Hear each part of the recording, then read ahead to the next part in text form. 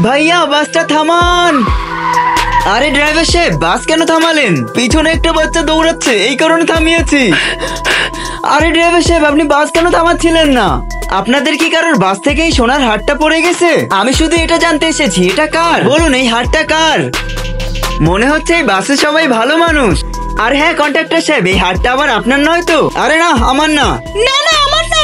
ভাই, এটা তোমার নাকি? না না, এটা আমারও না। আরে হ্যাঁ হ্যাঁ, তোমার মুখ দেখলেই বোঝা যায় তুমি এত দামি হার কখনোই কিনতে পারবা না। ওই ছোটু, তাড়াতাড়ি বাস থেকে নাম, আমার সামনে থেকে আরো যাত্রী উঠাতে হবে। আমি আবার কখন তোমাকে বাসে যাত্রী উঠাইতে নিষেধ করলাম? আর আমি তো ভালো মানুষ, এই কারণে তো সবার কাছে জিজ্ঞেস করতে এসেছি। সোনার হার এটা আমার বলে দি। আরে ছোটু। বন্ধুরা, আমরা মুসলমান হয়ে যদি ইসলামিক ভিডিওতে লাইক সাবস্ক্রাইব না করি, আজকে দেখা যাক যারা যারা ইসলামকে ভালোবাসে এবং ইসলামিক ভিডিও দেখতে ভালোবাসে তারা তারা ভিডিওতে একটা লাইক এবং চ্যানেলটি সাবস্ক্রাইব করে যাবে।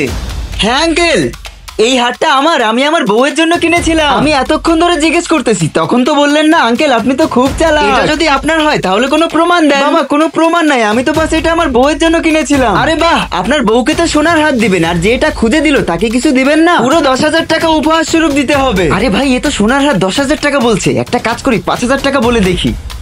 বাবা, আমার কাছে তো 10,000 টাকা নাই, আমি সব টাকার এই সোনার হার কিনে ফেলছি। বাসে 5,000 টাকাই আছে, এটা রেখে দাও। 5,000 টাকা? আচ্ছা ঠিক আছে, দিয়ে দাও। তুমি কি আমাকে আর মনে রাখবে নাকি? আরে এটা তো নকল হার। বন্ধুরা, এইরকম স্ক্যাম থেকে তোমরা দূরে থাকার চেষ্টা করো।